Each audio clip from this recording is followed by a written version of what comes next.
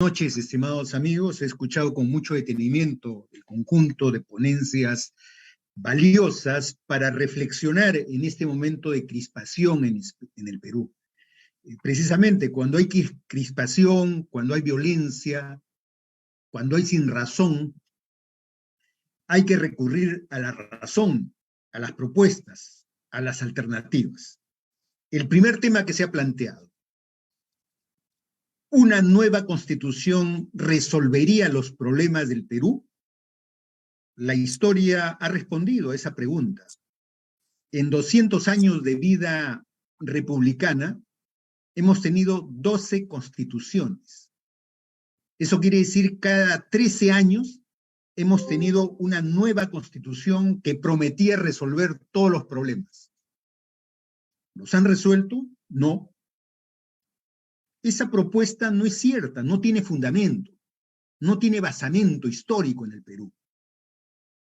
Peor aún, los que critican la Constitución no saben qué es una Constitución. No saben qué es la Constitución peruana, porque se refieren a la Constitución de 206 artículos. Y eso no es cierto. En el Perú lo que predomina el día de hoy, pregúntenle a un trabajador, a un funcionario, lo que prevalece en el Perú el día de hoy es la Constitución jurisprudencial que ha producido el Tribunal Constitucional en los últimos 20 años, con un conjunto de sentencias notables. Entonces, cuando dice, hay que cambiar la Constitución, también dicen, hay que cambiar la jurisprudencia. Pues. La jurisprudencia es lo que le ha dado vida a la Constitución. Peor aún, en el Perú se vienen aplicando resoluciones que vienen de la Corte Interamericana. Es que en el siglo XXI vivimos una pluralidad constitucional. No es solamente la Constitución nominal de 206 artículos, la única que tiene vigencia en el Perú. Tienen vigencia cerca de 12.000 jurisprudencias del Tribunal Constitucional. Tienen vigencia 400 sentencias de la Corte Interamericana de Derechos Humanos. Por eso quien propone el cambio de Constitución carece de conocimientos históricos y, en segundo lugar, carece de conocimientos normativos. En tercer lugar, si yo quiero una nueva Constitución, quiero conocerla, pues ¿cuál es? Porque si no hay alternativa, entonces ¿de qué estás hablando? ¿Qué quieres cambiar? ¿Qué quieres reformar? ¿Qué quieres modificar? En un ágora de debate, lo que vale son las propuestas, no las piedras. Las piedras rompen cabeza. La razón invita a formular ideas. Desde mi punto de vista, la Constitución en su modelo económico tiene éxitos y fracasos. Me voy a referir a ello. Ya el doctor Palpán y varios colegas como el doctor Pastor han hecho propuestas sobre este tema. Yo no voy a redundar en sus propuestas. Lo que quiero decir es lo siguiente. El artículo 58 de la Constitución establece el principio económico de que el Perú se fundamenta en una economía social de mercado, que se ha modificado radicalmente en los últimos 30 años. Miren, cuando se debate, hay que ir a las estadísticas, hay que ir a los números concretos, porque a veces los debates en abstracto no tienen sentido. Y en el Perú hay mucho debate en abstracto, mucha especulación. En el año 1990, la renta per cápita del Perú era de $987.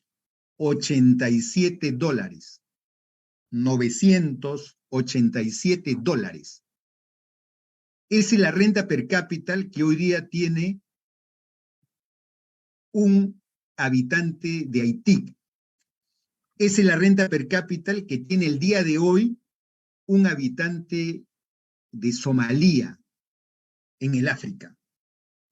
Quiere decir que en 1990 la economía peruana era una economía africana o haitiana en términos estadísticos. ¿Qué cosa ha pasado en relación a la renta per cápita en los últimos 30 años? Se ha multiplicado por 15. La renta per cápita de Perú, de los peruanos, se ha multiplicado por 15. No lo digo yo, lo dice el Banco Central de Reserva. Es estadística pura. O sea, en 1990, la renta per cápita era de $987. Ustedes entran a la red y van a encontrar que esa es la renta per cápita que hoy día tiene Haití. O sea, éramos un país extremadamente pobre. En 1990 existían 250.000 teléfonos en el Perú. 250.000 teléfonos. O sea, quien tenía un teléfono en el Perú era un privilegiado. 250.000 teléfonos con 18 millones de habitantes. 250.000 teléfonos. El día de hoy, gracias al artículo 58 de la Constitución, tenemos 40 millones de teléfonos celulares. O sea, en el Perú hay más teléfonos celulares que habitantes. Estoy dando un dato estadístico, ¿eh? Oxitel. Porque en un debate público de ideas hay que dar datos objetivos. El parque automotor que marca el desarrollo económico de los países, ¿no? Quien tiene más camiones, que es más desarrollado, obviamente. El Perú tenía 1990, medio millón de vehículos. Medio millón de vehículos. El Perú era el país con menor parque automotor de toda América Latina. O sea, un país muy pobre, muy atrasado, congelado económicamente. El día de hoy, tengo la estadística, el año pasado, se han comprado 250.000 vehículos. 250.000 vehículos. O sea, 250.000 de vehículos se ha comprado el año 22. Mayoritariamente se han comprado marcas chinas, mayoritariamente. O sea, las marcas chinas no las compra un millonario, un narcotraficante, no, señor. Estas marcas las compran las clases medias emergentes de este país. Entonces, esos datos es el éxito del modelo económico de la Constitución. ¿Cómo? Sí, perdimos los 30 segundos últimos, doctor. Nos hemos quedado en que habíamos comprado el año 2022 250.000 autos. Tan igual como el año 1990. Sí, sí se ha escuchado todo. Bien. Pues repito, en todo caso, repito. A ver, por favor. El parque automotor peruano en 1990 era de 500.000 de vehículos. Perú, 500.000 de vehículos. Es por eso que existía Cocharca José Leal, donde la gente iba en el techo, ¿no? Entonces, los que tenemos, todas las personas de mi generación conocen, pues, qué es Cocharca José Leal, ¿no? El día de hoy, el año pasado se han comprado 250.000 vehículos, ¿no? Más o menos 20.000 vehículos por mes. Entonces, resumo, porque podría sacar más datos. Esa es la parte exitosa del modelo. Un modelo que nos lleva de la pobreza a un mejor bienestar para muchas familias peruanas. Pero, ¿qué es lo que ha fallado? Ha fallado la parte social del Estado. ¿Por qué ha fallado la parte social? Porque lo que ha fallado es el Estado. O sea, para que tú redistribuyas, necesitas un Estado fuerte y altamente profesional que contenga en sí su probidad. O sea, ¿qué es el desarrollo? O sea, si Alemania, Suiza, ¿qué cosa es? ¿Qué cosa es? Son economías social de mercados. Son economías donde se redistribuye, la gente trabaja y gana, pero el Estado redistribuye adecuadamente los impuestos. Pero para eso necesitas un Estado altamente profesional. Necesitas un Estado eficiente, probo, con controles, con personajes altamente calificados para dirigir la administración pública. Y entonces acá vivimos esta contradicción. La contradicción que el modelo nos ha permitido crecer económicamente, pero no ha cumplido el mandato constitucional de la redistribución social, ¿no? Y entonces viene, obviamente, la protesta en el sentido de que hay que hacer que exista redistribución. Pero acá viene, desde mi punto de vista, el complejo ideológico que estoy señalando. El mercado ha permitido que todos los peruanos mejoremos nuestros ingresos económicos. No solamente los ricos, no todos en general. ¿No? ¿Cuánto ganaba un policía en 1990? No quiero llegar a ese nivel, pero si hacemos comparaciones, son realmente, un policía ganaba $100 en 1990. Un policía ganaba $100 en 1990. Podríamos hacer la estadística del profesor. Yo era profesor universitario en 1990. Tengo guardado el cheque que me pagaba, ¿no? Era humillante lo que se pagaba. Claro, es el Estado peruano, pues. Entonces, se ha producido un cambio económico significativo, pero no ha habido un cambio institucional. No se ha hecho ninguna gran reforma al Estado. O sea, reforma la economía, pero en paralelo tienes que reformar al Estado. El presidente Humala quiso establecer el servicio civil, o sea, reformar la administración pública. A eso voy. ¿Qué cosa es el Estado el día de hoy? Es un Estado altamente burocrático, poco competente y donde hay grietas de corrupción. Es un Estado además politizado. Yo me quedo sorprendido, ¿no?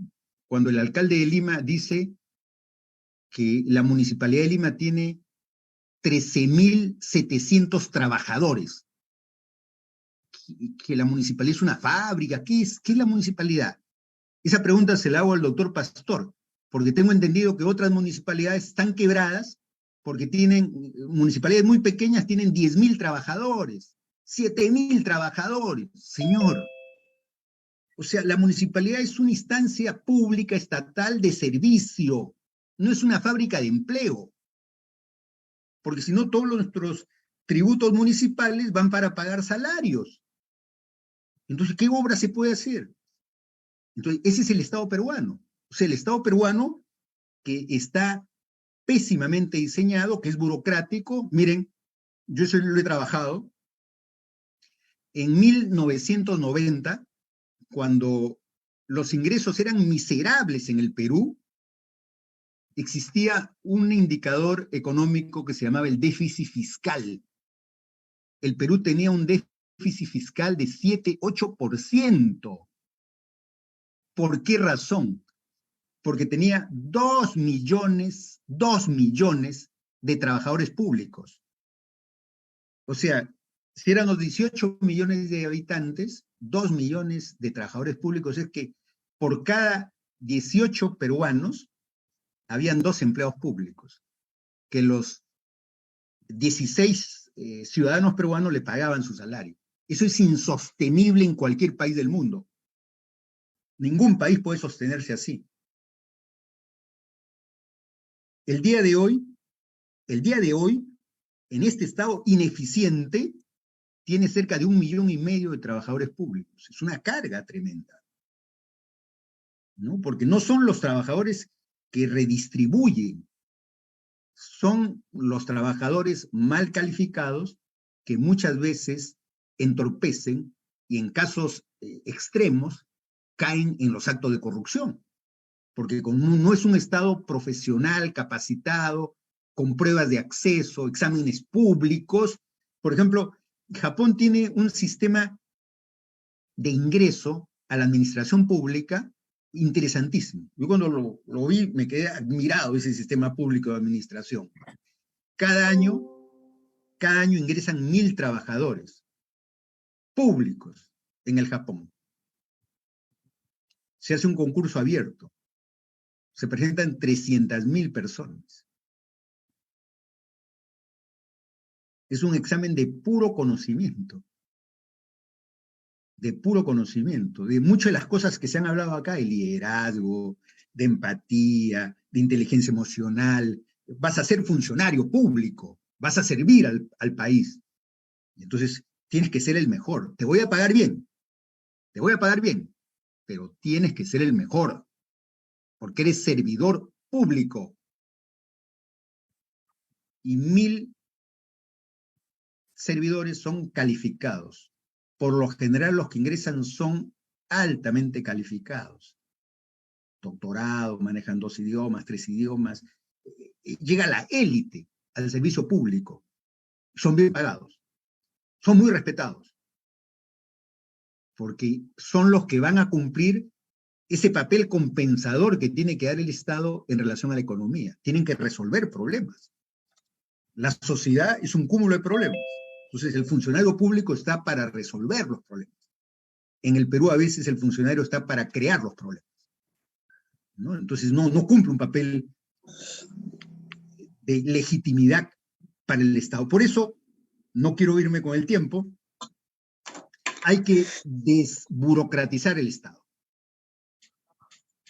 Hay que descentralizar el Estado. Si hay otro tema que ha fallado clamorosamente, es el proceso de descentralización. La regionalización en el Perú ha sido un profundo fracaso del Estado, de quien tenía que desarrollar la descentralización, y el día de hoy es una paradoja. El día de hoy tenemos 25 gobiernos regionales y 24 departamentos. El departamento había fracasado. En el Perú el departamento había fracasado históricamente. Dimos el salto para atrás, porque a la regionalización la hemos hecho también fracasar. Y eso es realmente un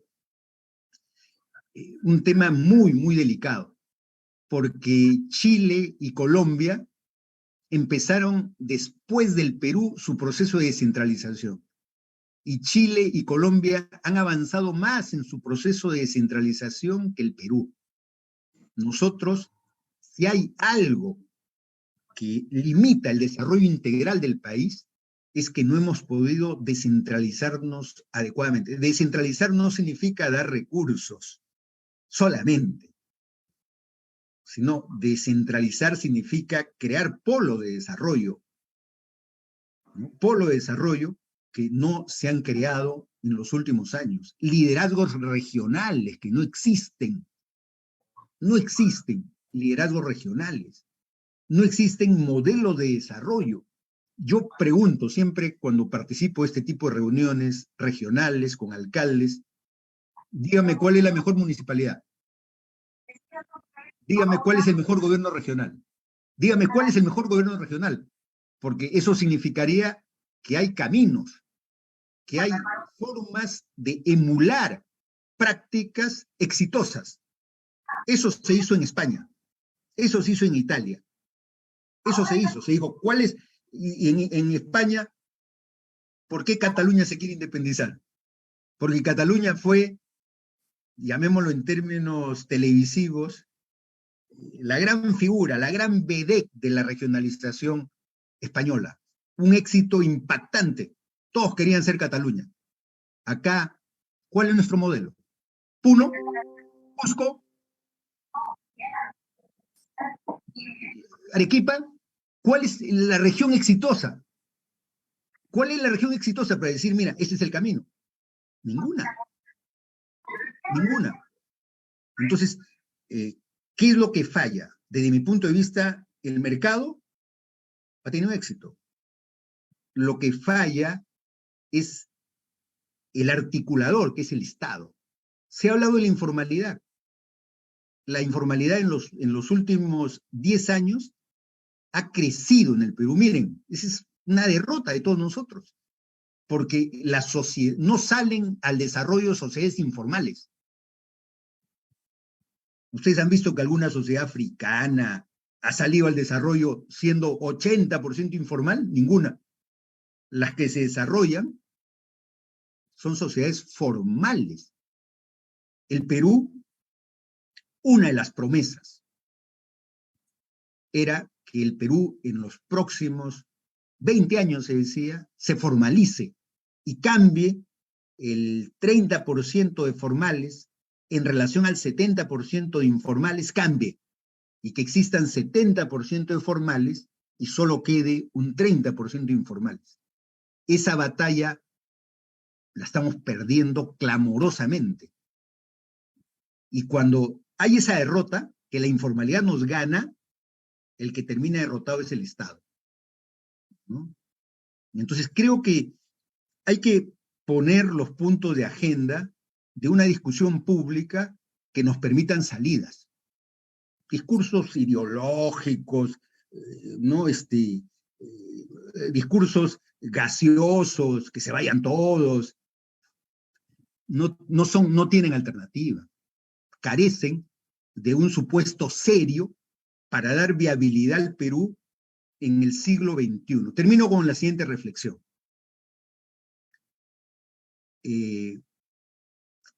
Cuando se dio el fenómeno del terrorismo, el terrorismo atacaba las torres eléctricas, ¿no? Dejaba sin luz, sin servicios, a lo moderno, lo poco moderno que había en el Perú. El día de hoy, cuando se ataca el supermercado, cuando se ataca la tienda, cuando se ataca el cajero automático, con eso se cree que se está castigando al rico. Es una ficción. No se está castigando al rico, se está castigando al ciudadano común y corriente que va al supermercado. Se está castigando al ciudadano común y corriente que necesita acceder a la bancarización de sus recursos. El cajero automático es como el celular. Quememos los celulares, ¿no? Quememos los celulares, porque eso es el capitalismo.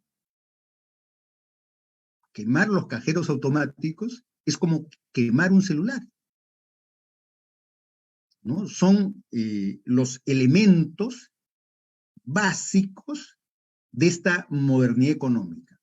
Y cuando quemas la aduana, quemas la comisaría y quemas la municipalidad, lo que estás quemando es el Estado. De un lado quemas el mercado y de otro lado quemas el Estado. Entonces la pregunta es, ¿qué cosa quieres? Si no quieres mercado y tampoco quieres Estado, entonces, ¿qué quieres? Yo creo que por tus formas me estás indicando que no solamente no tienes alternativa, sino que retrotraes el debate hacia lo más difuso que puede haber, ¿no? La rabia, la bronca, como emoción y alternativa. Creo yo que el debate público tiene que centrarse en esto. ¿Cómo transformamos el Estado peruano para que sea eficiente en sus roles fundamentales de redistribución, de generación de infraestructura, de hacer una educación de calidad. Necesitamos una educación de calidad. Los desniveles no se dan solo porque falta carretera. Los desniveles también se dan porque la calidad educativa no es igual para todos los peruanos, ¿no? Entonces necesitamos hacer que la educación nos nivele a todos los peruanos, nos den las mismas oportunidades. Y termino con esto. Si necesitamos un liderazgo, creo que es un liderazgo institucional. El Estado tiene que ser este gran líder, ¿no? Afirmándose institucionalmente para poder integrar a todos los peruanos y que nuestros conflictos, que siempre los hay, en cualquier sociedad hay conflictos, se puedan canalizar con soluciones, con alternativas, con salidas, no a un bullying entre todos. Muchas gracias a los organizadores de este importante evento de reflexión. Gracias.